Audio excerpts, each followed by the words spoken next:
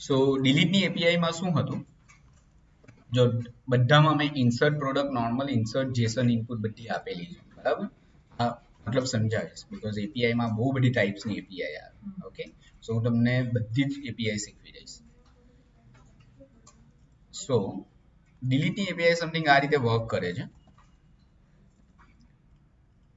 કે એમાં as a parameter તમારે પીઆઈડીમાં પ્રોડક્ટની જે પ્રાઇમરી કી છે તે પાસ કરો અને સેન્ડ કરો તો તમને જેસનમાં સમથિંગ આવું રિસ્પોન્સ મળે છે.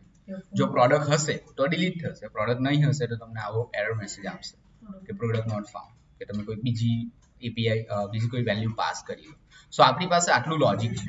આ એપીઆઈ નું નામ છે, એમાં એક પીઆઈડી છે, પીઆઈડીમાં તમારે આઈડી પાસ કરવાની છે. ઓકે, સો સિમ્પલ એના માટે કરવું શું પડશે કે ડિલીટ પર ક્લિક કરે તો તમને એની પીઆઈડી ની જરૂર પડશે. ઓકે, સો વ્યૂ પ્રોડક્ટમાં તમે સમથિંગ આવું કોડિંગ કરેલું છે કે જેવું ડિલીટ બટન પર ક્લિક કર્યું એટલે એની પીઆઈડી એક્સેસ કરી લીધી. ગુડ, સો આ પીઆઈડી આપણે એક્સેસ કરી.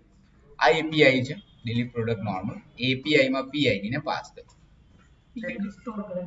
હા, આ પીઆઈડી પેરામીટર નું નામ છે, ના એની વેલ્યુ, તો એની વેલ્યુ તો તમે આટલે લઈ આવ્યા.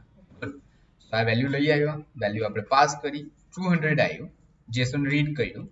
જો ટ્રુ આવે તો પોપ કરી નાખ્યું, મતલબ પોપઅપ ને બંધ કરી, અલર્ટ ડાયલોગ ને બંધ કર્યું અને ફરીથી ડેટા ગેટ કરી નાખ્યો. સો નવા ડેટા તમારા આવી ગયા.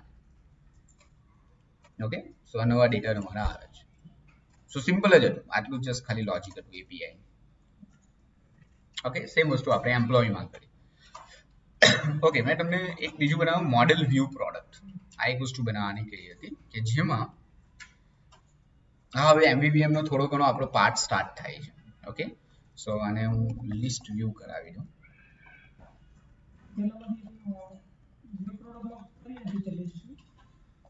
બટ આપણે આ મોડેલમાં કરીએ, મોડેલમાં ડેટા લાવવાનો છે. સો આ રીતે આપણે ડેટા ડિસ્પ્લે કરાવતા હતા. હવે પાછી એકવાર પેલું જે ગેટ પ્રોડક્ટ વાળી એપીઆઈ હતી તે રિપીટ થાય છે. એટલે કે આમાં શું કર્યું આપણે કે સિમ્પલ એક એપીઆઈ કોલ કરી ને જે જેસનનો ડેટા આવ્યા એ જેસનનો ડેટા એટલે આપણે ફ્યુચર લિસ્ટમાં સ્ટોર કરાવી દીધું. બરાબર, એક આ પણ વે છે ડેટા ડિસ્પ્લે કરાવવા માટે. અને એ પછી ફ્યુચર લિસ્ટનું એટલે ફ્યુચર બિલ્ડર બનાવ્યું અને ફ્યુચર બિલ્ડરથી તમારા ખાલી સિમ્પલ આટલે ડેટા આવી ગયા. બરાબર, હવે આ સેમ પ્રોસેસ જે વ્યૂનું કોડિંગ છે બીજી રીતે પણ થાય અને એ જે વે છે એને મોડલ કહેવાય. મોડલ, હવે મોડલ શું છે? મોડલ એટલે ધારો કે આ જે તમારા ડેટા આવે છે ગેટ પ્રોડક્ટ્સમાં,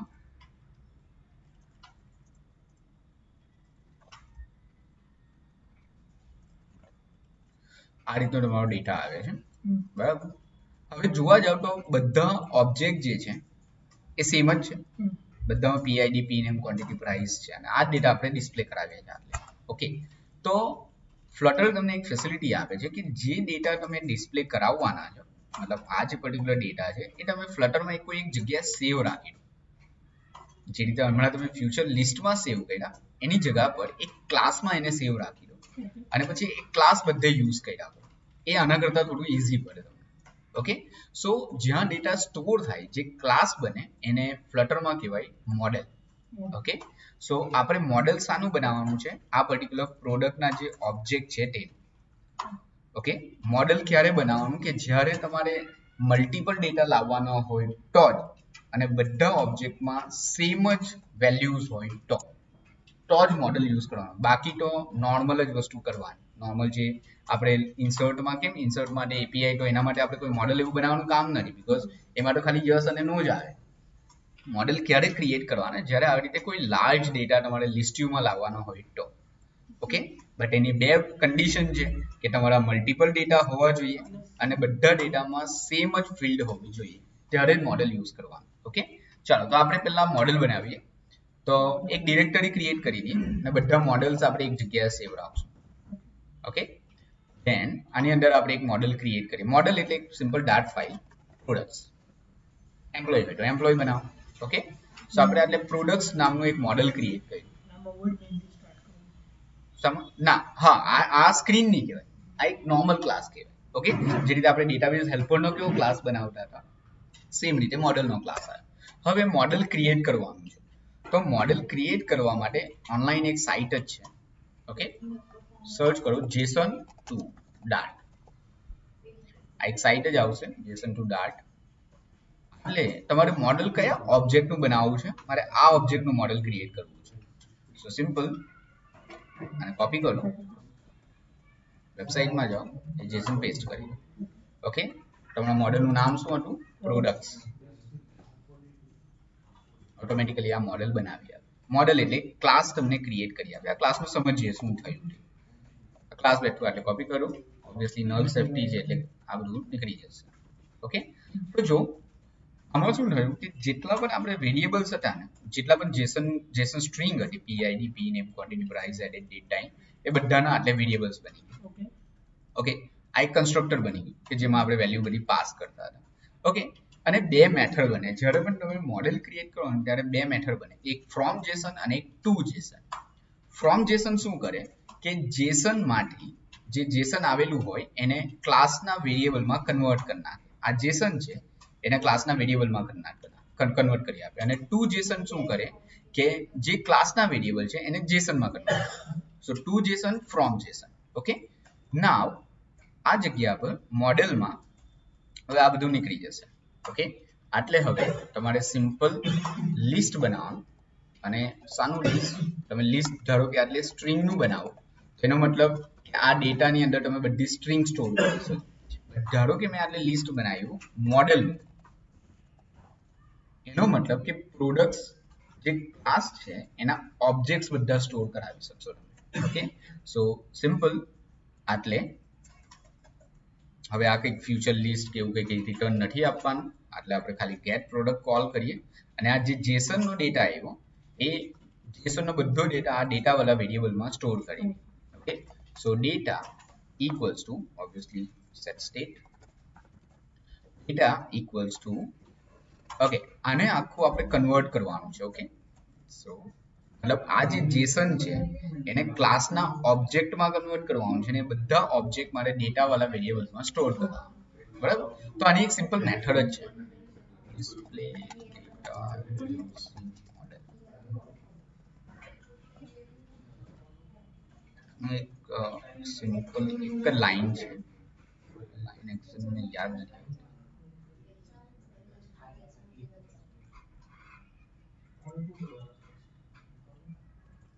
મોસ્ટલી આઈટી કંપનીમાં બધા આ રીતે ડેટા ડિસ્પ્લે ડિપેન્ડ કરે.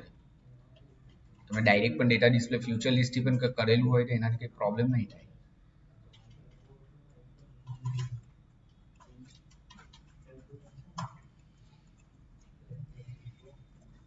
આ પાછું MVVM માં આવશે. હા,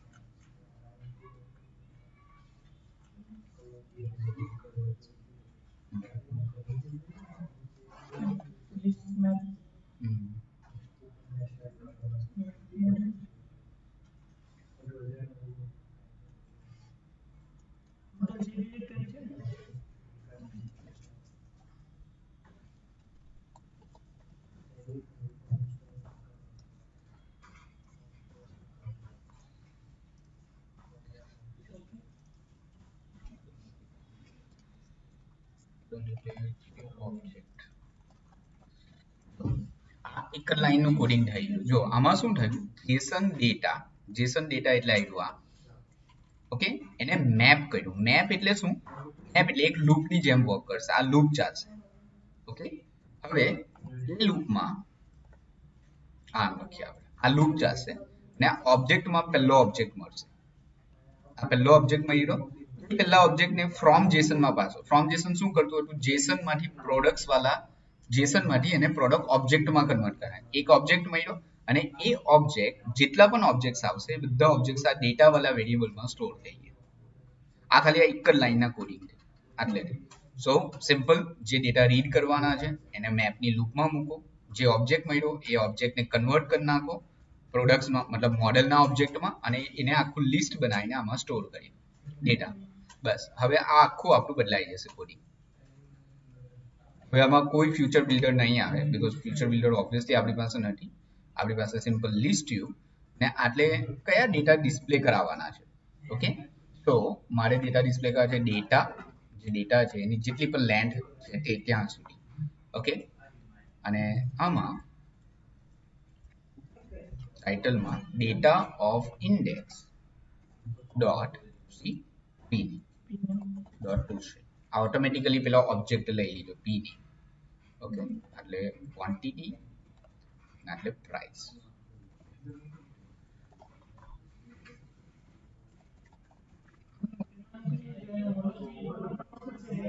કિસાન હા ના ફોલ્ડર આમાં જ બધું બનાવી દેવાનું મોડેલ બધા એક જ જગ્યાએ સેવ રાખવા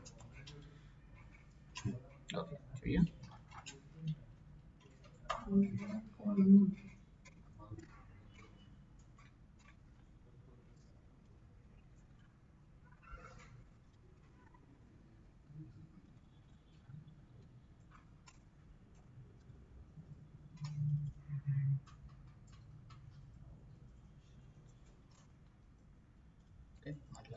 condition મારે data not equals to null data null નથી તો list view બતાવો else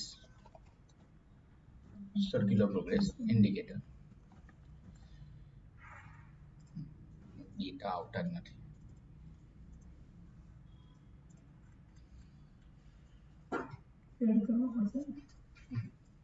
નહીં આમાં પણ પેલું રિટર્ન કરાવી દઈએ return data so a list of product return આપી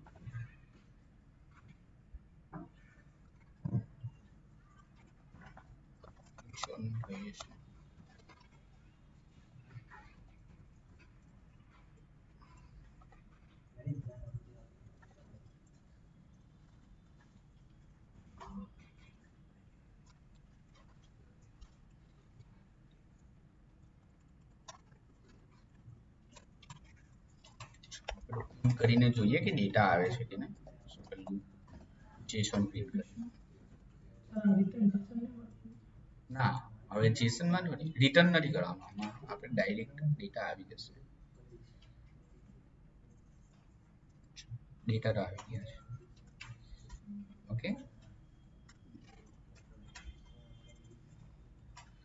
એ છે ને આ જગ્યા પર એટલે એને બતાવવું પડશે કે આ મેપ પ્રોડક્ટ શું છે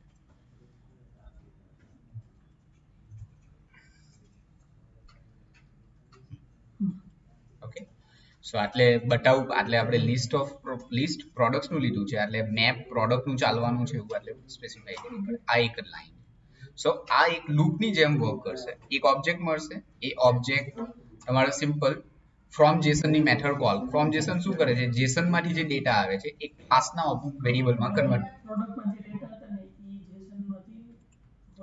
મોડલની અંદર કન્વર્ટ થઈ અને પછી આટલે ડિરેક્ટલી તમે મોડલ યુઝ કરી શકો આ મોડલનો 1 બાય 1 ઓબ્જેક્ટ આવે છે તેમાંથી શું એક્સેસ કરવું છે પી નેમ ક્વોન્ટિટી અને પ્રાઇસ આ સેકન્ડ વે છે ફ્યુચર લિસ્ટ કરતા અલગ ઓકે સો આ હજી એકવાર રિપીટ કરો જો પછી તમને વધારે આઈડિયા આવશે ઓકે